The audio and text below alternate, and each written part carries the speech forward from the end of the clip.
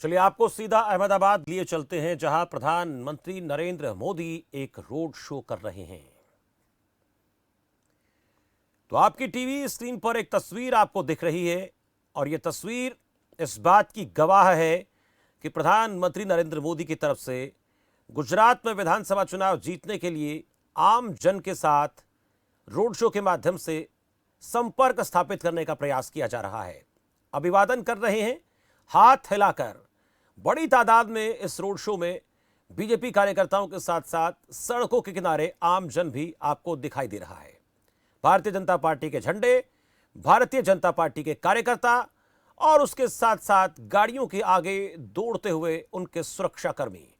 तस्वीर इशारा कर रही है कि जिस तरह से आज पहले चरण के लिए वोटिंग हो रही है, उसके बाद दूसरे चरण में जो मतदान होगा उसको लेकर प्रधानमंत्री मोदी आम जन को यह बताने की कोशिश कर रहे हैं, ये जताने का प्रयास कर रहे हैं कि गुजरात मेरा है, गुजरात के लोग मेरे हैं और मैं उनसे अपेक्षा करता हूं कि वो एक बार फिर से जो 27 साल से प्रक्रम चला रहा है, इसी प्रक्रम को जारी रखें और बीजेपी के खेमे में वोट करें।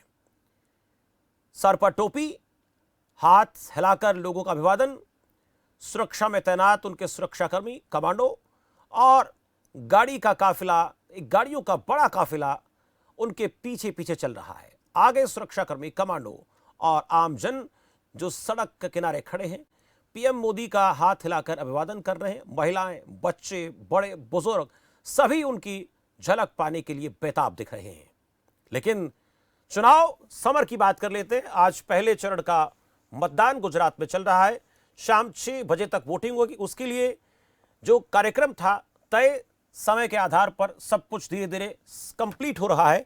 लेकिन ये रोड शो है, ये दूसरे चरण का जो वोटिंग होगी, मतदान होगा, उसके लिए आम जन को अपनी तरफ खींचने की कोशिश में पीएम मोदी। और अक्सर कहा जाता है कि प्रधानमंत्री जहां पर जाते हैं वहां लोगों को अपनी तरफ खींच ले आते हैं।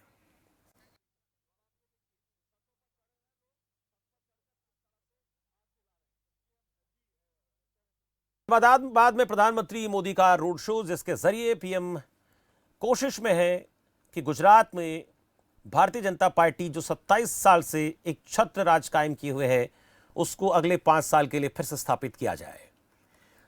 सड़क के किनारे भारतीय जनता पार्टी के कार्यकर्ता, नेता और इसके साथ साथ गुजरात की आम जनता जो पीएम को देखने के लिए सड़क पर उमड़ी है।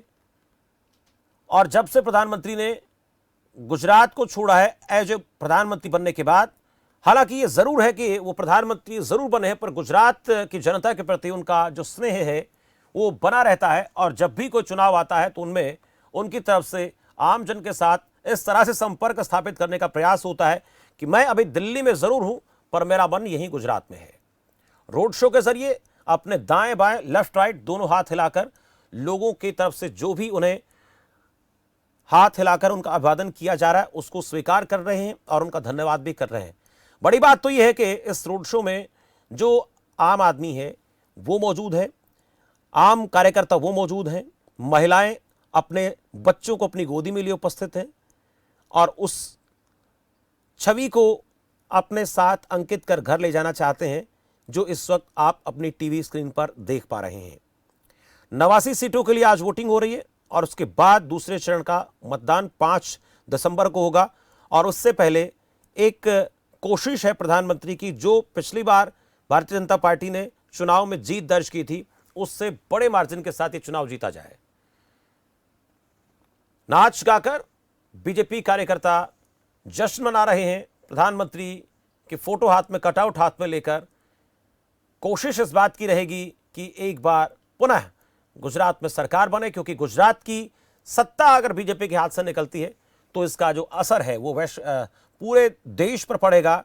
इसका असर देश की सभी राज्यों में जो आम चुनाव आगे होने वाले हैं उन पर भी दिखेगा।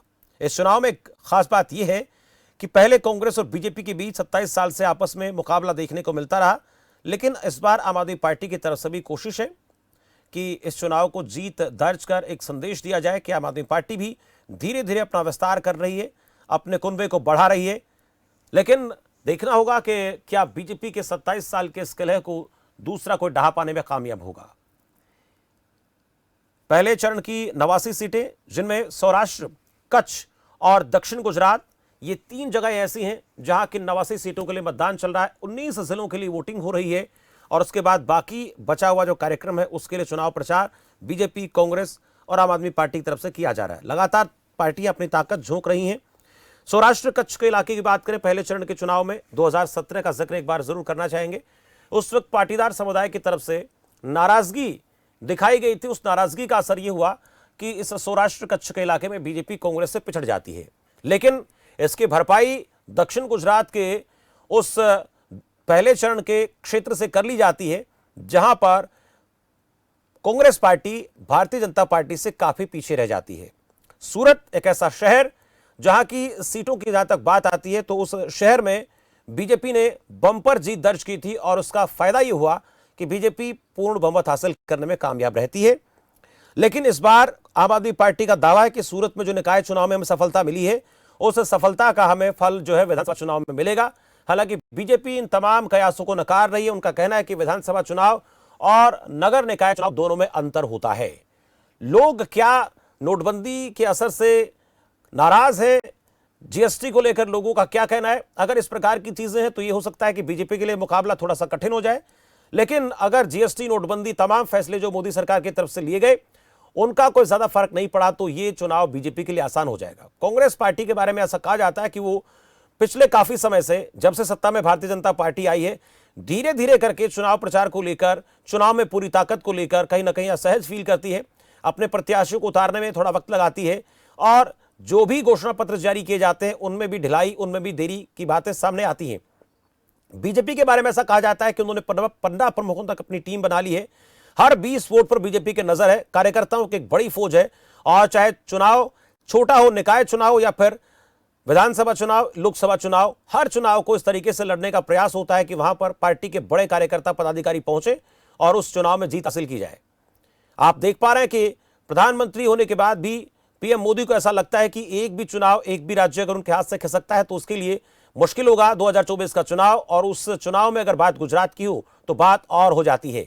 गुजरात के इस चुनाव में बीजेपी ये चाहेगी कि जो रिकॉर्ड, एक बार की बात हम कर लेते हैं, जब प्रधानमंत्री खुद जो है मुख्यमंत्री बने थे गुजरात के, पहली बार जब चुनाव हुआ था उनके नेतृत्व में, तो वहां अच्छी खासी तादाद में वोट बैंक हासिल किया था। सीटें भी 125 से ज्यादा बीजेपी के पाले में गई थी और उसके बाद उस आंकड़े को अभी तक बीजेपी छू नहीं पाई है।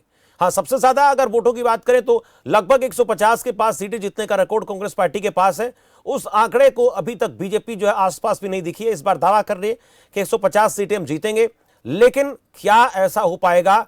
क्योंकि 2017 का जो चुनाव था उसमें बीजेपी के लिए ये थोड़ा सा झटका जरूर रहा कि कांग्रेस जो है उनको कड़ी जो है टक्कर देने में सफल रही थी। उसके पीछे वजह यह थी कि पाटीदार समाज जो वोट बैंक के लिहाज से देखें तो गुजरात में एक बड़ी भूमिका निभाता है, वो नाराज था और उस पाटीदार आंदोलन का नेतृत्व हार्दिक पटेल कर रहे थे।